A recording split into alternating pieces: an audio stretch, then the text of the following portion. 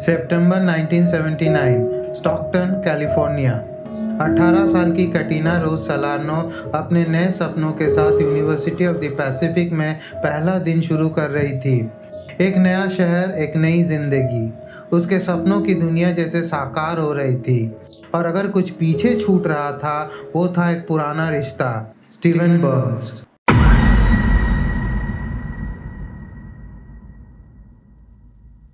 उसने अपने high school sweetheart Steven Burns से रिश्ता तोड़ दिया था। उनके बीच प्यार तो था, लेकिन बेचैनी और पॉजिटिवनेस से भरा हुआ। स्टीवन से दूर जाने का फैसला आसान नहीं था, मगर ज़रूरी था। कैटिना एक स्ट्रॉन्ग, डिटर्मिन्ड लड़की थी।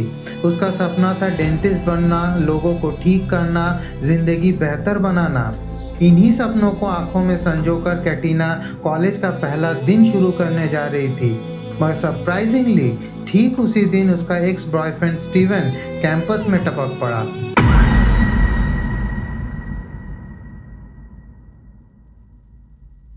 कैटिना सोलार्नो की कॉलेज रूममेट जोएन मार्क्स का कहना है, स्टीवन अचानक उस दिन आ गया ये बोलने कि शाम को एक आखिरी बार कैटिना से मिलना चाहता है।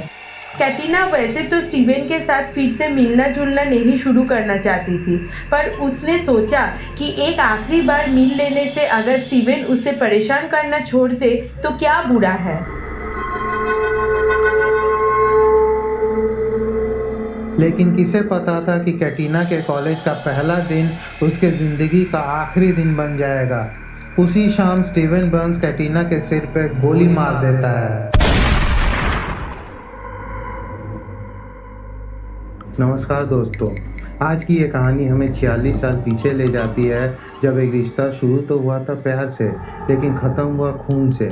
जहाँ एक तरफ एक नई जिंदगी अपने रंग भर रही थी, वहीं दूसरी तरफ एक जुनून सब कुछ बर्बाद करने के लिए तैयार था।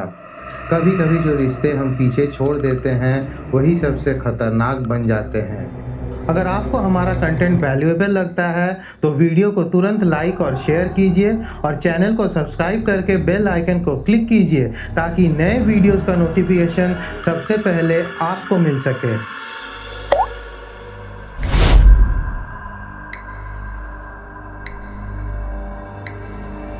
(1977) सैन फ्रांसिस्को की एक शांत गली।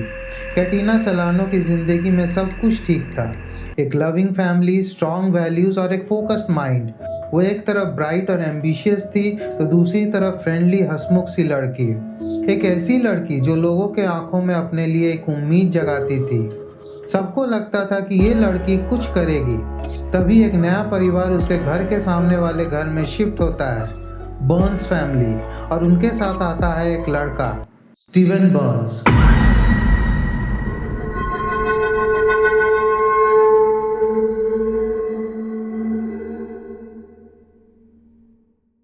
स्टीवन एक नॉर्मल सा हैंडसम लड़का था, थोड़ा रिजर्व्ड और सॉफ्ट स्पोकन।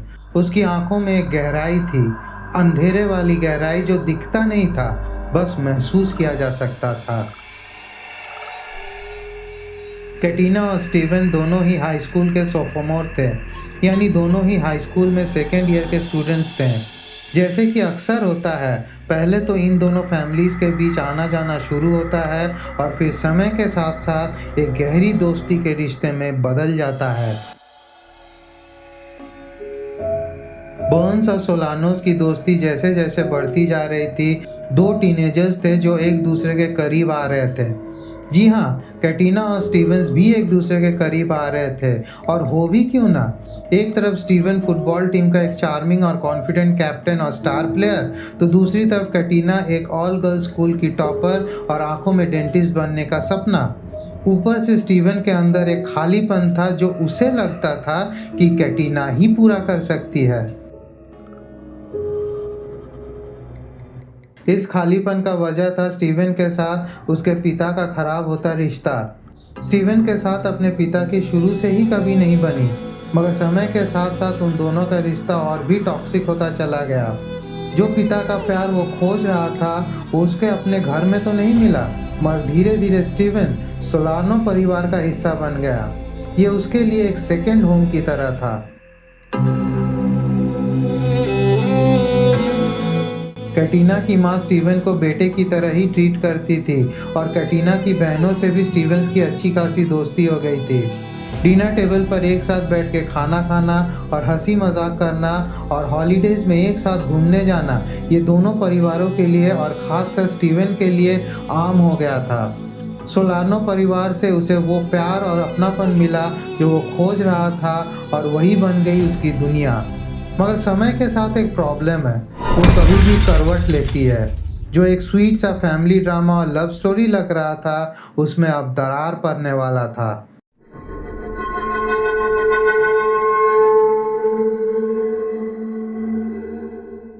स्टीवन के अपने पिता के साथ रिलेशंस हमेशा से खराब थे। ये उसके दिल में एक घाव की तरह था जिसे सोलानो परिवार ने काफी हद तक भर दिया। कैटिना भी उसके करीब आने लगी थी और शायद इसी वजह से जब कैटिना ने अपना रास्ता अलग करने की सोची, स्टीवन का सब कुछ टूट गया।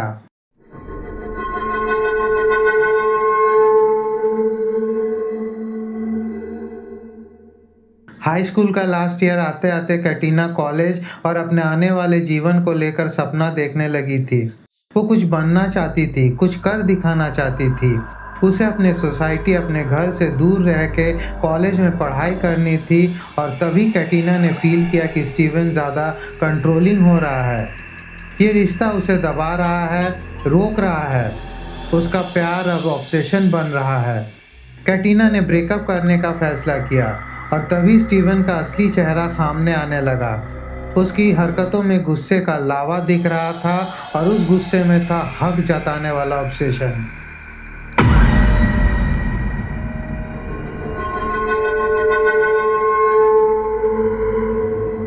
कैटिना को समझ आ गया था कि उसे इस रिलेशन से दूर जाना होगा और उसने स्टीवन के साथ ब्रेकअप करना चाहा, दूर जाना चाहा। मगर स्टीवन ने इस ब्रेकअप को हल्के में नहीं लिया। उसे लगा कि कैटिना भी उसे गहरा चोट देने वाली है। समय के साथ साथ वो कुछ ज़्यादा ही पॉजिटिव बनता चला गया। फिर झगड़े शुरू हो गए और अंत में स्टीवन ने सीधे धमकी दे डाली, अगर तुम मुझे छोड़ गई तो मैं तुम्हें मार दूंगा।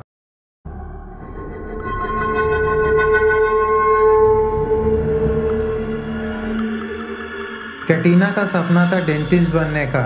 इसी सपने को वो प्रायोरिटी दे रही थी और स्टीवन के बारे में खराब तो सोच भी नहीं सकती थी। शायद इसलिए स्टीवन की धमकी को कैटिना ने कभी सीरियसली नहीं लिया। उसने सोचा होगा, ये स्टीवन है, मेरा स्टीवन, जिसने हमेशा हम लोगों का ख्याल रखा। हम एक साथ डिनर करते हैं। वो मम्मी पापा को कितना रिस्पेक्ट करता है। वो कभी मुझे नुकसान नहीं पहुंचाएगा।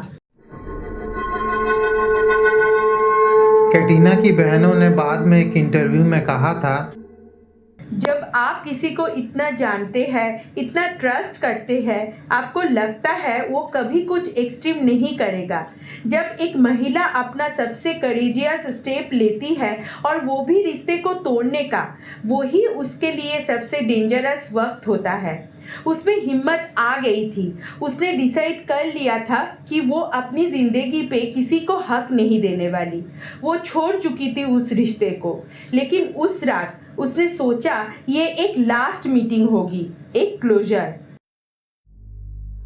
जब कैटिना ने उससे दूर होना शुरू किया, उसका बिहेवियर डेंजरस बन गया। यहाँ तक कि कैटिना के बहनों को भी लगा कि स्टीवन बस कह रहा है। इतने सालों का रिश्ता था, इतनी बॉन्डिंग थी, क्यों वो उस फैमिली को बर्बाद करेगा जिससे वो प्यार करता था। लेकिन यहीं पे सबसे बड़ा धोखा होता है। बंस ने वही किया जो किसी ने एक्सपेक्ट नहीं किया था। जब कंट्रोल उसके हाथ से फिसल गया तो उसने डिसाइड किया, अगर कैटिना उसकी नहीं हो सकती तो किसी की भी नहीं होगी।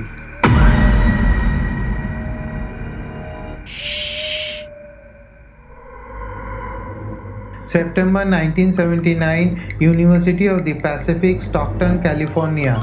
कैटिना अपने हॉस्टल रूम में सूटकेसेस खोल रही थी। डेंटल कॉलेज में उसका पहला दिन था। वो एक्साइटेड थी क्योंकि अगले दिन ओरिएंटेशन होने वाला था। वो एक नए शहर में एक नया सफ़र शुरू करने जा रही थी। उसने फाइनली वो रिश्ता पीछे छोड़ दिया था और तभी हॉस्टल की एक अटेंडेंट आके बताती है, आपसे कोई मिलना चाहता है, ऑफिस रूम में बैठा हुआ है। कैटरीना को ये समझ में नहीं आता है कि उससे कौन मिलने आया होगा। थोड़ी हैरानी और थोड़ी घबराहट के साथ वो नीचे हॉस्टल के ऑफिस के दरवाजे पर आकर खड़ी हो जाती है और तभी एक आवाज़ आती है, कैटरीना, क्या हम बात कर सकते हैं? स्टीवन कैंपस में आ गया था, अनइनवाइटेड, अनएक्सपेक्टेड।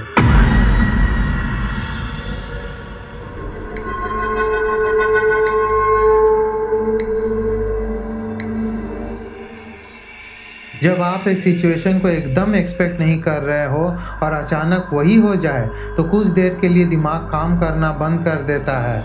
कैटरीना का भी वही हाल हुआ। वो स्टीवन को एक्सपेक्ट ही नहीं कर रही थी। उसने पूछा, तुम यहाँ क्या कर रहे हो? स्टीवन ने कहा, देखो, सिर्फ एक बार मिल लो, आखिरी बार। मैं तुमसे बात करके ही चला जाऊंगा, हमेशा के लिए। कैटरीना ने सोचा कि स्टीवन ऐसे नहीं मानेगा। एक आखिरी बार बात कर लेने में क्या जाता है, रिलेशनशिप का दी एंड भी हो जाएगा। ऊपर से हॉस्टल के अंदर बात करने से सीन क्रिएट भी हो सकता है। उसने कहा, ठीक है, मगर आखिरी बार, और यहाँ नहीं, रात के 8 बजे कैंपस के दूसरी तरफ आओ।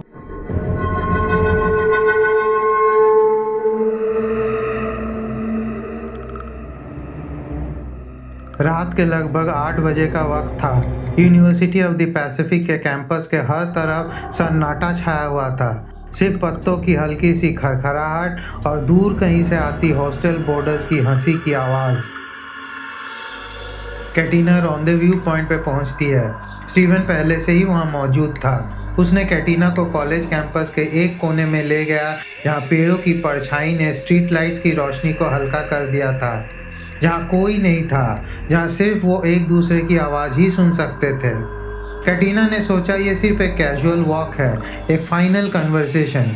प्लीज़ कैटरीना, एक चांस और, हम फिर से शुरुआत करते हैं, स्टीवन ने कहा। कैटरीना ने साफ कह दिया, नो स्टीवन, इट्स ओवर। तुम अच्छे लड़के हो, तुम लाइफ में बहुत आगे जा सकते हो। अपने फ्यूचर को ऐसे बर्बाद मत करो। स्टीवन अब लगभग गिड़गिड़ाने लग गया। प्लीज कैटरीना, एक बार और कोशिश करते हैं, मुझे एक मौका और दो। नहीं स्टीवन, प्लीज जिद मत करो, बचपना छोड़ दो, अब जाओ यहाँ से, रात हो गई है, देर हो जाएगी, मुझे लौटना है। ये कहकर कैटरीना पीछे मुड़ती है, बिना ध्यान दिए कि स्टीवन का चेहरा गुस्से से लाल हो चुका है। तभी बिना किसी चेतावनी के स्टीवन ने अपनी वेस्टबैंड से एक ठंडी सनकी सी चीज निकाली, एक गन, और कैटरीना के सिर पे पीछे से गोली मार दी।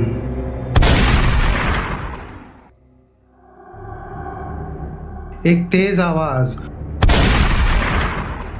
और फिर एक भयानक सन्नाटा। कैटरीना ने कुछ समझने की कोशिश की, पर देर हो चुकी थी। वो धरती पर गिर गई, आंखें खुली रह गई, सांस धीरे धीरे छूटने लगी। उसका खून उस जमीन पर फैलने लगा जहां से उसकी जिंदगी का नया सफर शुरू होने वाला था। उस रात कैंपस के अंधेरे में सपना कहीं दब गया और सिर्फ खून बहता रहा।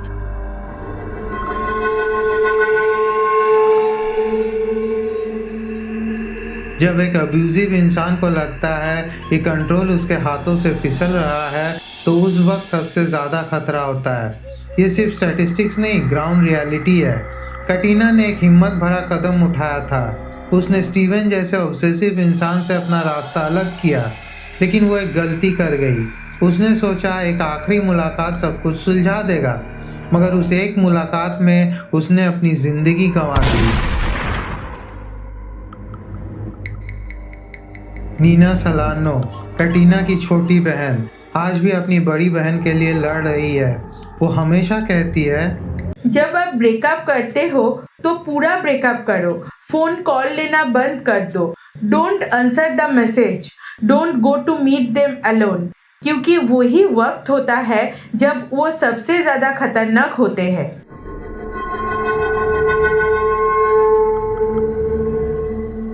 डोमेस्टिक वायलेंस का सबसे डेंजरस मोमेंट होता है जब विक्टिम फाइनली अपना रास्ता चुनता है, और इसी मोमेंट में सबसे ज़्यादा हिंसा होती है, सबसे ज़्यादा जान जाती है। कैटरीना ने सोचा था उसे हैंडल कर लेगी। उसने सोचा था I know him. He won't cross that line. But he did, और उस लाइन की दूसरी तरफ सिर्फ अंधेरा था।